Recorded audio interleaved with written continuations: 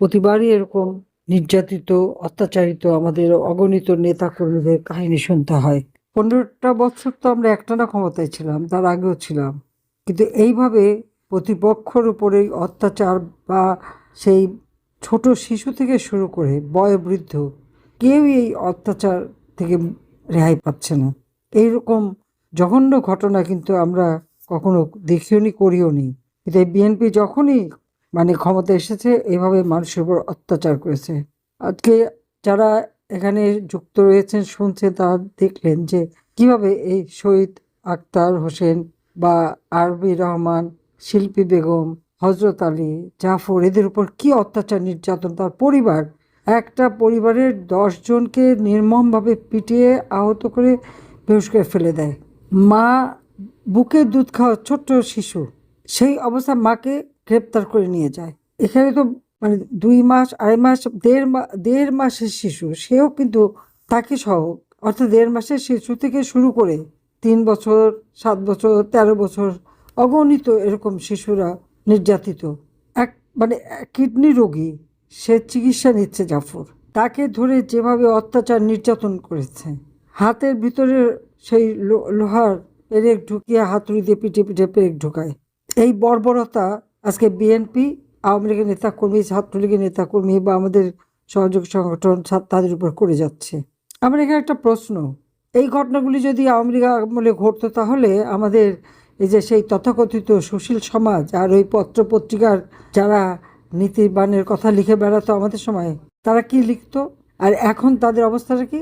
সব চুপ। তাদের কাছে আর কোনো কথাও নাই, আর কোনো প্রতিবাদও নেই, কোনো চিৎকার নেই, হইল নেই, কিচ্ছু নাই।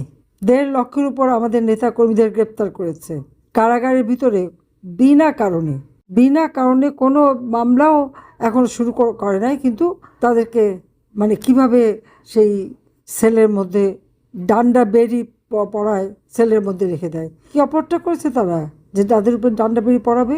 ওরা কি ভাবেটা কি? এক মাঘে শীত যায় না।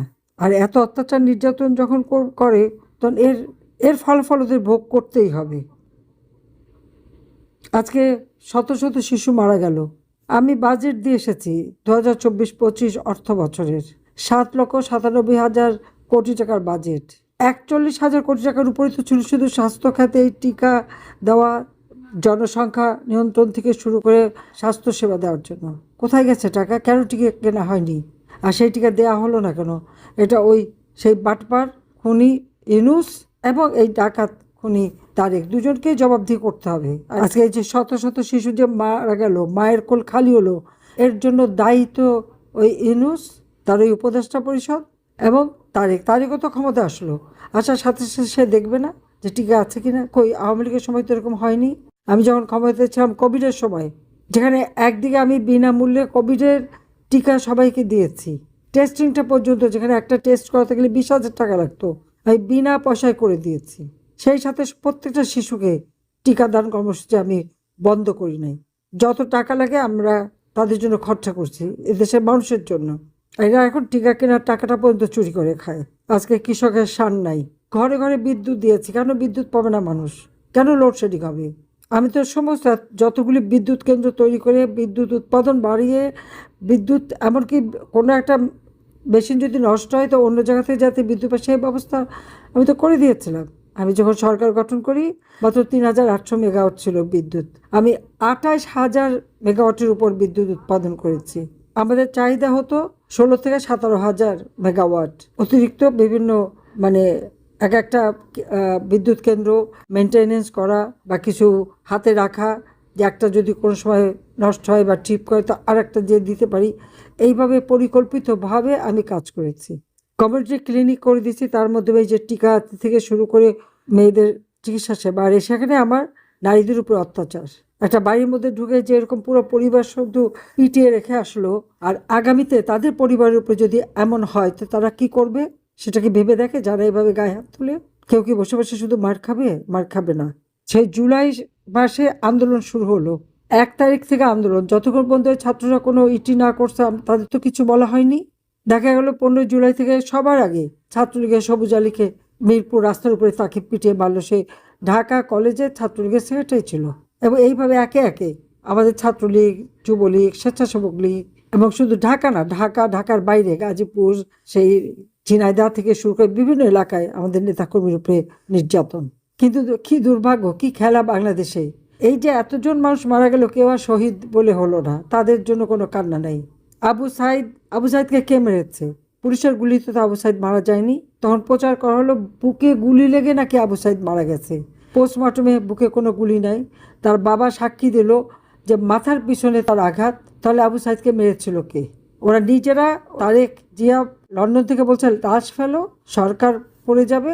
তারা সেটাই করেছে, লাশ ফেলেছে যাতে সরকার পড়ে যায় সেটাই। আর লাশ ফেলে তো আমি ক্ষমতা থাকতে চাই না, যাদের জন্য আমি দিন রাত অক্লান্ত পরিশ্রম করেছি, বাবা মা ভাই সব হারিয়েছি, নিজের ছোট ছোট বাচ্চা, তাদেরকে পর্যন্ত আমার বোনের কাছে দিয়ে আমি বাংলাদেশের জনগণের কাছে ছুটে এসেছি। সমগ্র বাংলাদেশ ঘুরেছি, সারা বাংলাদেশের মানুষের উন্নয়নের কাজ করেছি। যখনই ক্ষমতা এসেছি বাংলাদেশের প্রত্যেকটা ঘরে ঘরে আমরা যখন উন্নয়ন করছি, উন্নয়নের ফসল কি শুধু আওয়ামী লীগের নেতাকর্মীরা ভোগ করেছে? তা তো করে নাই, সমস্ত জনগণ করেছে। সেখানে কি বিএনপি ছিল না, বা জামাত ছিল না, বা এনসিপি তারা ছিল না? তারা তো এখনও তো করছে। তো এত গালি, মেট্রো রেল, টানেল, এক্সপ্রেসওয়ে, রাস্তাঘাট, পুল, ব্রিজ, স্কুল, কলেজ, সমস্ত মসজিদ, মাদ্রাসা সবগুলি তো করে দিয়েছে। 560টা মসজিদ, প্রত্যেক অন্য ধর্মেরও যাদের যাদের ক্ষতি হয়েছে সবগুলো আমি তৈরি করে দিয়েছি। কমই মাদ্রাসাগুলির উন্নতি করেছি, তাদের ডিগ্রিটা পর্যন্ত আমি অনুমোদন দিয়েছি, কারণ এত আমাদেরই ছেলে পেলে। হ্যাঁ, আমি জঙ্গি দমন করেছি, সন্ত্রাস দমন করেছি, চাঁদাবাজি মাস্তানি দমন করেছি, মানুষের জীবনে শান্তি নিরাপত্তা দিয়েছি, খাদ্য উৎপাদন বাড়িয়েছে, সকলের পেটে খাবারের ব্যবস্থা করেছি, পুষ্টির ব্যবস্থা করেছি, রোগী ওষুধের ব্যবস্থা করেছি। কমিউনিটি ক্লিনিকের মাধ্যমে 30 প্রকার ওষুধ বিনামূল্যে আমি দিতাম। যা করেছি মানুষের জন্য, আমরা তো কিছু করিনি।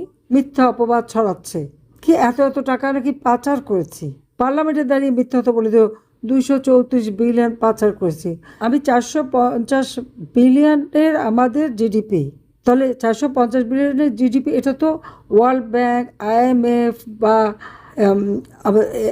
অন্য অন্য যে কটা জায়গা আছে প্রত্যেকে, ADB, প্রত্যেকে তো এরা যাচাই করেছে।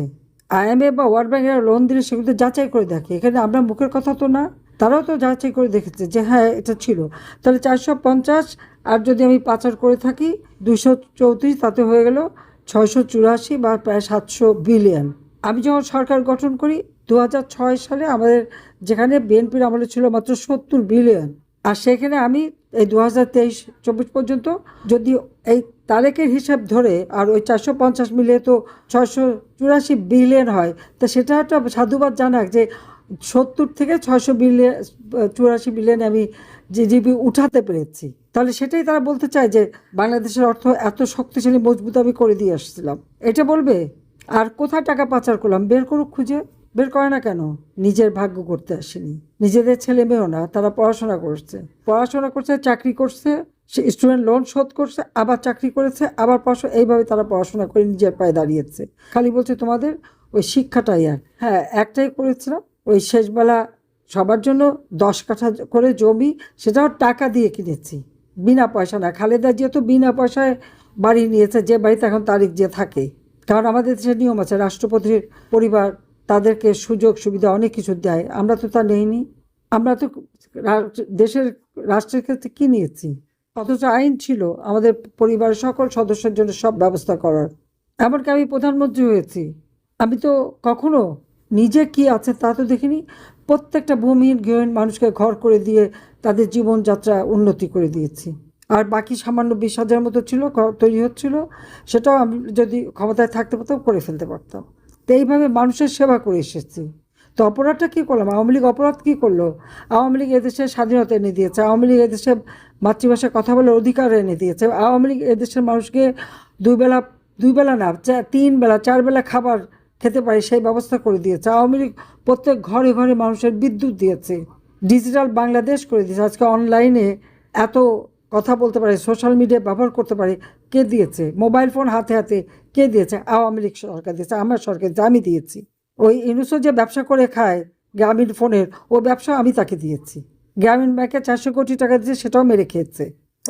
একটা লোভী চোর বাটপার খেয়ে চলে গেছে, এখন আরেকটা আসছে। শিশু মরে যায়, উনি যান মেয়েকে আর বউকে নিয়ে থিয়েটার দেখতে, সিনেমা দেখতে, আর মা সন্তানহারা কোলে লাশ নিয়ে কাঁদে। এই হলো এদের চেহারা। তো তাহলে এই মানুষের উপরে এইরকম জুলুম অত্যাচার তারা করে যাচ্ছে, এর বিচার ইনশাল্লাহ হবে। আল্লাহ এমনি এমনি বাঁচিয়ে রাখেনি। আর আমি খুব তাড়াতাড়ি আসবো। তবে ওই আজকে যে অবস্থা করছে, দেশটার কোথায় নিয়ে গেছে, সারা বিশ্বের কাছে আমরা একটা সম্মান ছিল, সমস্ত নষ্ট করে দিয়েছে। উন্নয়নের রোল মডেল ছিলাম আমরা, উন্নয়নের বিস্ময় ছিলাম, আজকে সেখানে ভিক্ষা করে চলতে হচ্ছে। ধার করতে করতে সবার মাথায় ঋণের বোঝা, অর্থনীতি ধ্বংস, সামাজিক নিরাপত্তা নাই, মানুষের জীবনের নিরাপত্তা নাই, নারী শিশু প্রতিনিয়ত নির্যাতিত, বয়োবৃদ্ধ তারা নির্যাতিত। এই নির্যাতন আর কত? ইনশাল্লাহ সবাই ধৈর্য ধরেন, আমি আছি, জনগণের পাশেই আছি। কারণ আমার তো আর কিছু চাওয়া পাওয়ার নেই, আর হারাবারও কিছু নেই। এই বাংলাদেশের জনগণের জন্য আমার বাবা জীবন দিয়ে গেছেন, আমার মা আমার ভাইয়েরা জীবন দিয়ে গেছে। আমিও আমার সব কিছু ত্যাগ করে এসেছি বাংলাদেশের মানুষের জন্য এই কাজ করতে, এবং আমি করেছি, এটি দাবি করতে পারি। কিন্তু সেই ধ্বংস করলো এই তারেক, যুদ্ধাপরাধী, জামাত, বিএনপি এরা মিলে। তবে সবাই চেহারাটা চিনে নিল যে কারা কি করতে পারে। তা আমি সবাইকে ধৈর্য ধরার জন্য আহ্বান জানাচ্ছি। ইনশাল্লাহ আবার দিন ফিরে আসবে, আর আমি আছি আপনাদের পাশে, যেখানেই থেকে যত দূরে থেকে আমি আছি। আবার আবার দেখা হবে। সবাই ভালো থাকেন, সুস্থ থাকেন, আর যারা অসুস্থ অবশ্যই চিকিৎসার ব্যবস্থা করে দেব, চিন্তা করেন না। জয় বাংলা, জয় বঙ্গবন্ধু, বাংলাদেশ চিরজীবী হোক। খোদা হাফেজ।